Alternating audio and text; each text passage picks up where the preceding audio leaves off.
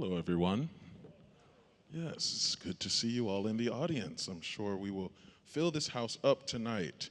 Thank you for being here for this pre-concert discussion. My name is LaRob Rafael. I am the artistic director for this year's Ear Taxi Festival themed The Composer's Voice. And I am so honored to be talking with these very honored guests, who I will read a little bit about them as we get started. So Karen Freeman-Wilson is the president and CEO of the Chicago Urban League, leading efforts to advance economic, educational, and social equity for African Americans, a former mayor of Gary, Indiana, and the state's first black female mayor.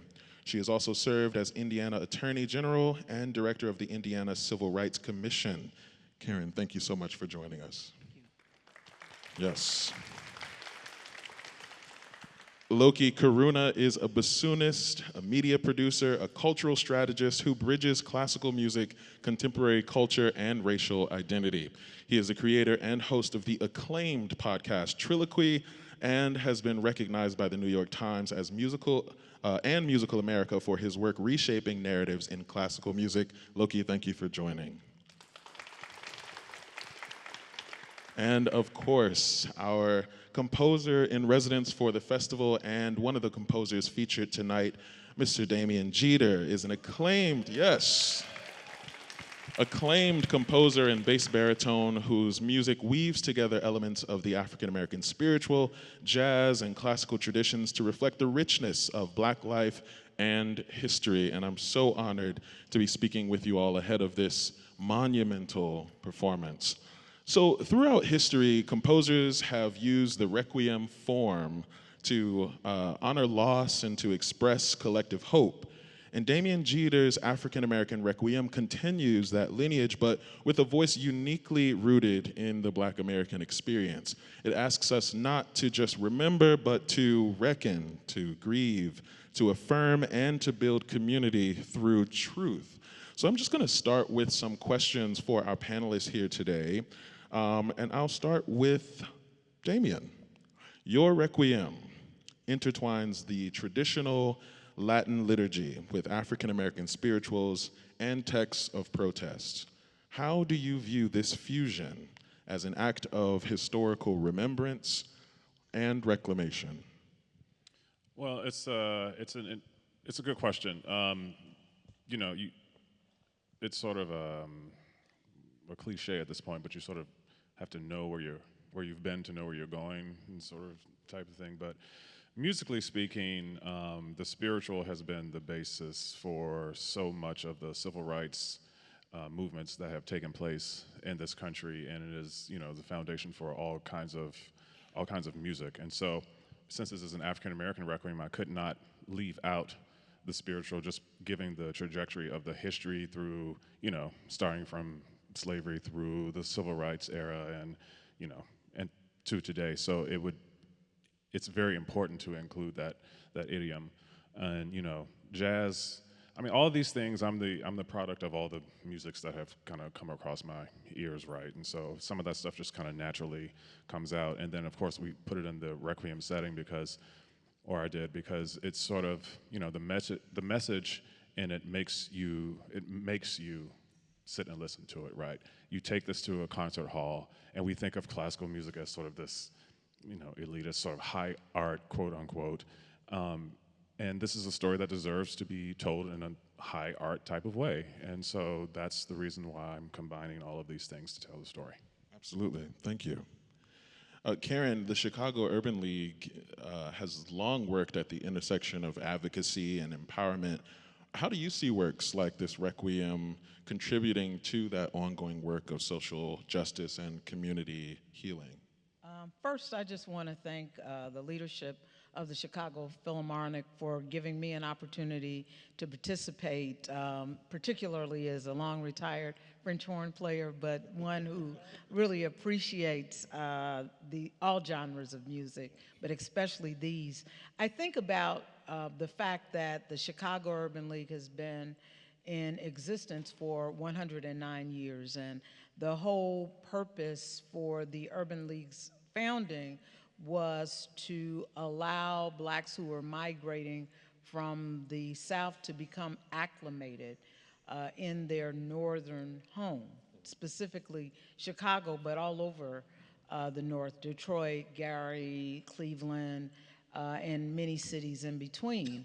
And so when you think about the representation of struggle that you hear in the music, whether you're talking about spirituals or gospel or jazz, all genres, then that is almost parallel to the struggles that the Urban League has assisted folks in navigating, particularly, and the advocacy that we work. So there's a clear parallel there, and one that continues because, you know, it's been 109 years, but we're still helping folks get acclimated. Thank you for that work, and thank you to the Chicago Urban League for being a pivotal part of this performance tonight. Loki, you often challenge the classical canon to better reflect the fullness of the Black experience. What might the programming of this work signal about the canon's future? Sure, thank you so much. The first thing that I want to give light to is that in addition to hearing Damien's piece tonight, we also have the privilege of hearing the world premiere of a new work by Stacey Garrop, Invictus. In addition to all of the many hats I wear in the field, I have the privilege of serving as the executive director of the American Composers Forum, and it is with great pride that we have co-commissioned tonight's work by Stacey Garrop. So in addition to enjoying tonight's African American Requiem, I also hope that you enjoy Invictus tonight as the very first people to have the opportunity to hear that work. So as it pertains to tonight's concert, these two works, Invictus and the African American Requiem, on paper may seem and are very different in theme, in narrative, in messaging, but these two pieces and these two composers really have more in common than not if we look at the broader picture. And I brought in a few statistics just to help us all understand what we're dealing with. So these numbers come from data collected by the League of American Orchestras and the Institute for Composer Diversity back in 2024. So works programmed by orchestras across the country on any given night at any given program, 70% of those works are by dead white men. So what that means is that every time you go and hear an orchestra perform a piece of music, you have less than a 1 in 3 chance of hearing music by any woman, alive or dead, or any individual whose artistry is connected to the narratives and perspectives of today. To go even deeper into those numbers, works programmed by orchestras by living white men make up 8% of programming across the United States. Works by living non-white men make up 6%. Works programmed by non-white women make up 4%. And works by living white women make up 3.5%. So as we think about those numbers, as I think about those numbers and I think about tonight's programming, I'm thinking of tonight as a showcase of what we're largely ignoring, what we largely don't have the opportunity to engage as people interested in orchestral music. So as you all listen to tonight's concert, I hope that you won't take for granted that this really is a showcase and an opportunity for us not only to hear from marginalized voices within orchestral programming, but to really get an opportunity to hear works by individuals who have perspectives that connect to ours, that have context that connects to ours, music that is as living and breathing as each of us here on stage today. Absolutely, thank you.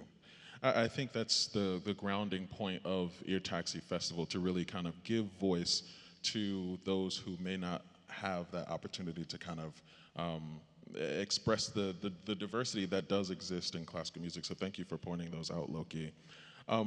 Karen, kind of in the same line, you sit on the board of the Lyric Opera of Chicago, and I wonder, from your vantage point in civic leadership and in the arts, how do institutions ensure that transformative new works like Stacy's piece and Damien's piece are not just performed but canonized, giving a lasting place in our cultural repertoire? I think that it's important for the board, for the leadership, and we've certainly seen that here, and we've also seen that at Lyric, that they prioritize access.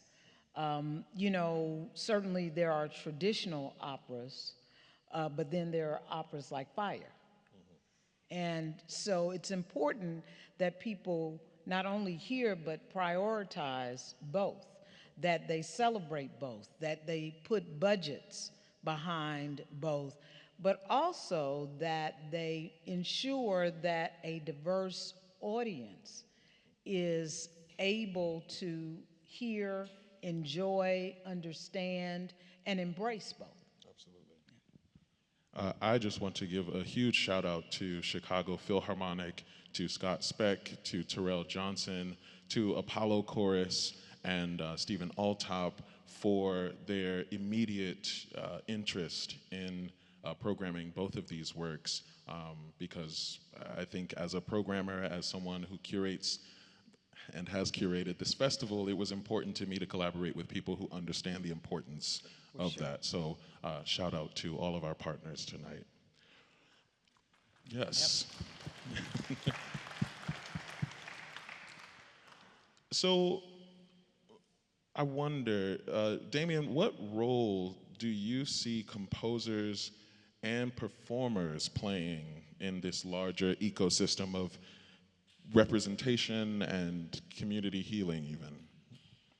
Well, I mean, I think if we expand it to just artists, I think it's really important to know how artists throughout the years have been the voice of the people and have been, through their art, protesting in ways that is different than marching in the streets. And we had the big march today, and I'm sure that there's some art that has been inspired by that. But the artists are the mouthpiece of the people.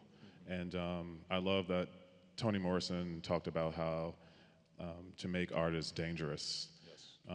Because it is, and it's being challenged all the time, right? Particularly now, it feels. So I think that the role of the artist will continue to be the voice of the people and to uplift issues that the everyday American, whoever feels,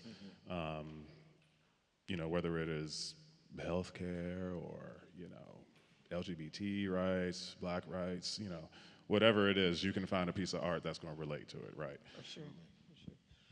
Thinking about this programming tonight, I want to invite listeners, our audience members, to hear this work not just as a piece that is speaking solely to a Black experience or to categorize this piece as the Black Requiem. How do we, Loki, invite our listeners to hear this piece as a universal human statement of grief and hope?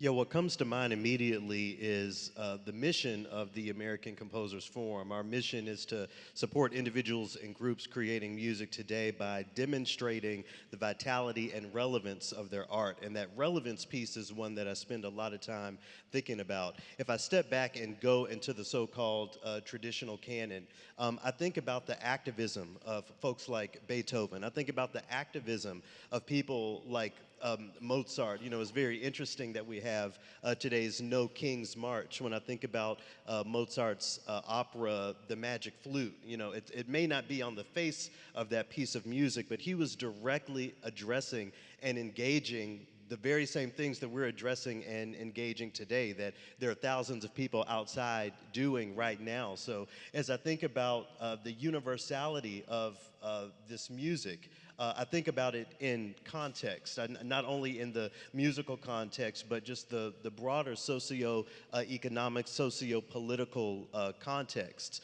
Black people didn't create the context of our struggle. That is not our creation. And what that says to me is that the dismantling of that context, the dismantling of that oppression is more than just black folks' work, in the same way that unhinging the patriarchy is not just women's work. So I think it's very important as we're listening to tonight's Requiem to really think about that broader context. We all have a role to play, and it really is going to take all of us to realize the world that we want to live in. So, as we listen even beyond this concert, I think it is very important. It'll be integral for each of us, whether we're artists, whether we're funders and commissioners, audience members, to always find that relevance piece. That is as much of a part of this tradition as anything else. And the more that we can shine a light on that history and that contemporary reality,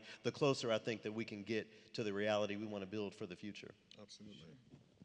I find it so, what's the word? Magical, even, that this program begins with Stacey Garrop's Invictus, because it really is a piece about strength against all odds. And so to hear that and to have that inspire you, and then to listen to Damien's work that really is a telling and an acknowledgement of history, I think what I hope listeners take away is this sort of fortifying, that Invictus can fortify you for the journey to come, I just wanted to say that. No, for sure. Karen, how do organizations like the Urban League and arts institutions collaborate to reach communities? I mean, a big portion of this evening was reaching out to communities or engaging with communities to be sure that they understood that this was a piece for them, that Damien's piece was for them, that Stacey's piece was for them. What does that work look like from your perspective? I think it really starts with leadership, and you gave it, but I just want to double down on that shout out to Terrell, because he reached out to me and said, hey, how about this? We've got this coming in October, and we just really want to have this partnership and even have this conversation before. And in a day and age where there's an effort to erase history, to erase diversity, equity, and inclusion, here is a leader with a platform who has said, well, we want to embrace it, but we also want people to see it, to understand it. Because, we're simply saying everybody ought to have a shot. Everybody ought to have a chance.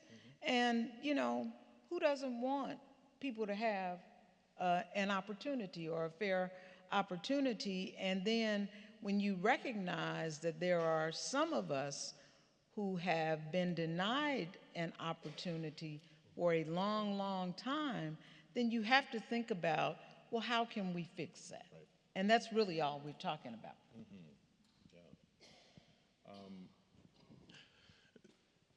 Loki, you and I share this thought, but you often say that art and activism are inseparable.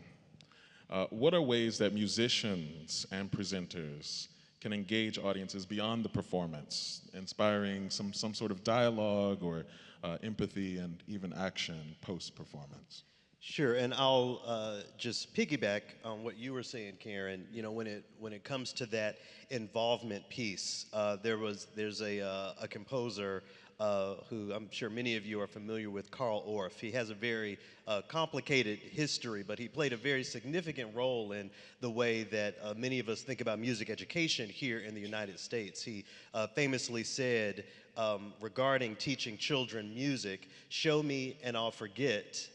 Tell me and I'll remember, involve me and I will understand." So it's really that involvement piece, and again, that relevance piece that I think all of us in our various positions and perspectives have to engage. So, as it comes to these different communities and groups of people specifically, I think artists, including composers, really have to get in and be in community. One of the things that galvanized me early in my career as a classical musician position is understanding that the goal was not for me to serve the community that I came from. The goal was for me to be removed from that community and to be representative for another group of people. So I think all of us in the arts, especially in the classical arts, need to interrogate our positionality and really be honest with the degree in which we are or aren't actually serving the communities that have nourished us and played a vital role in where we are today.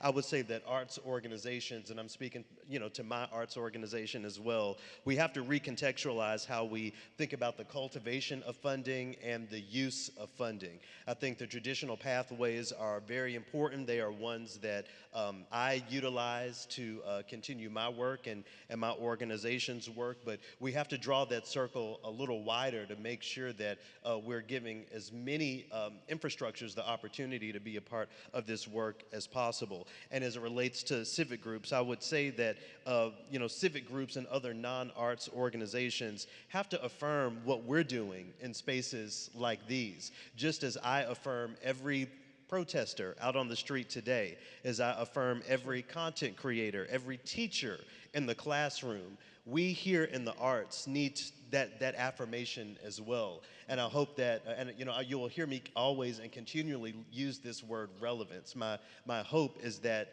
non-arts organizations and civic organizations can always connect the dots between what we create, the experiences that we put forward for audiences, and how that relates and is relevant to the broader picture. Absolutely.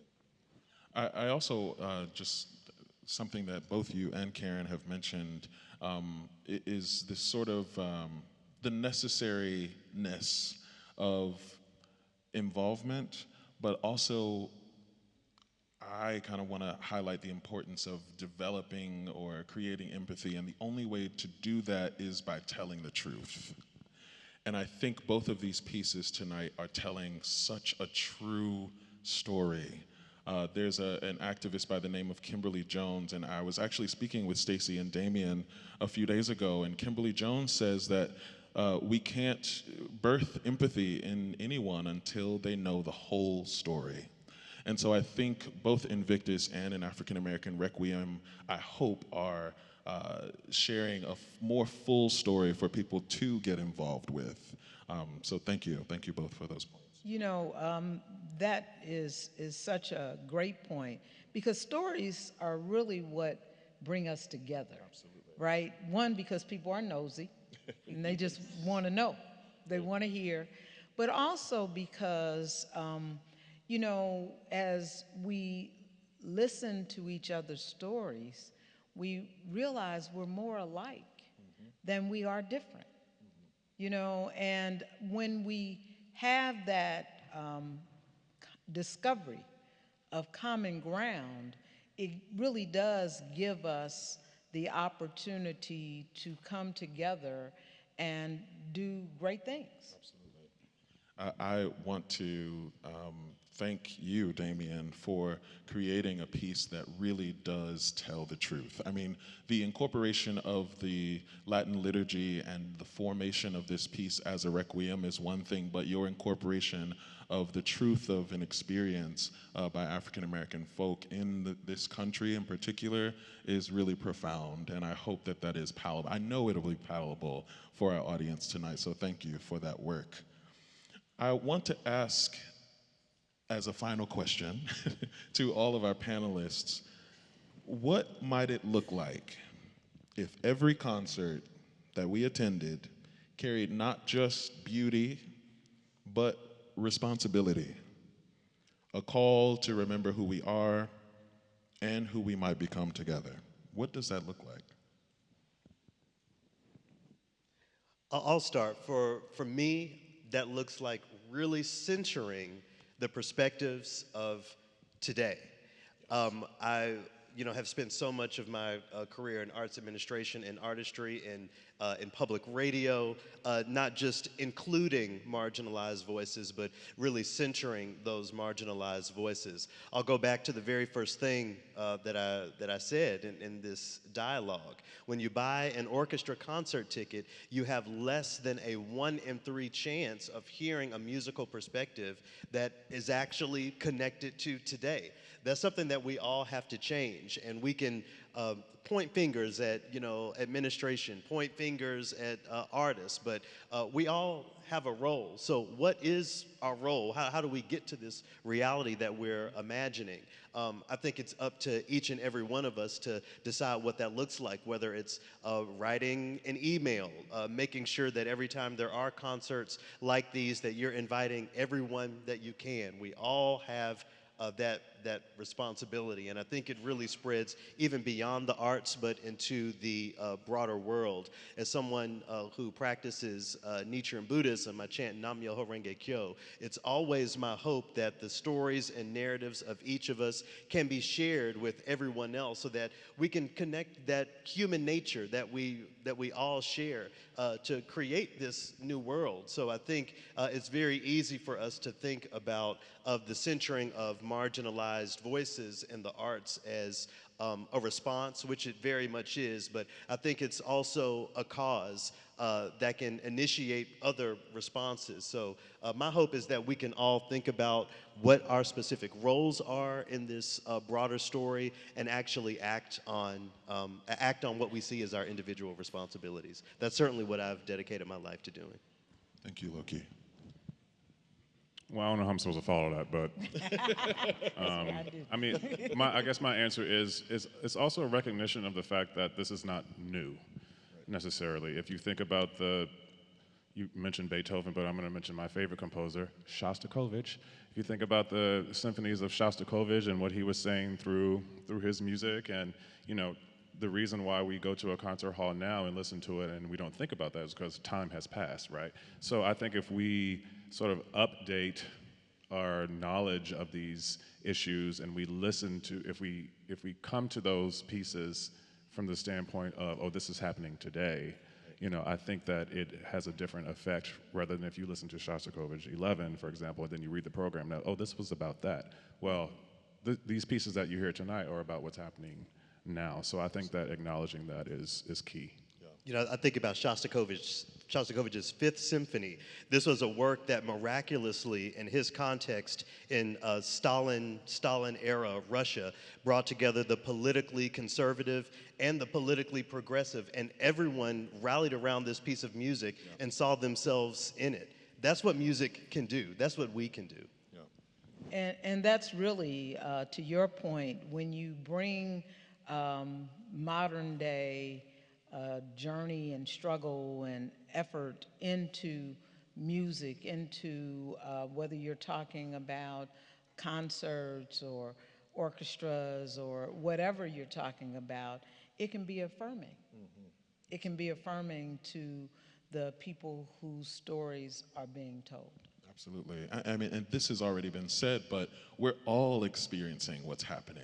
I mean, some very much more closely than others, sure. But we are all experiencing what's happening. So the truth in the music is what we need to be championing. And so I'm very, very grateful for this concert tonight to be featuring 2 living composers who will be in the room with us. Yes.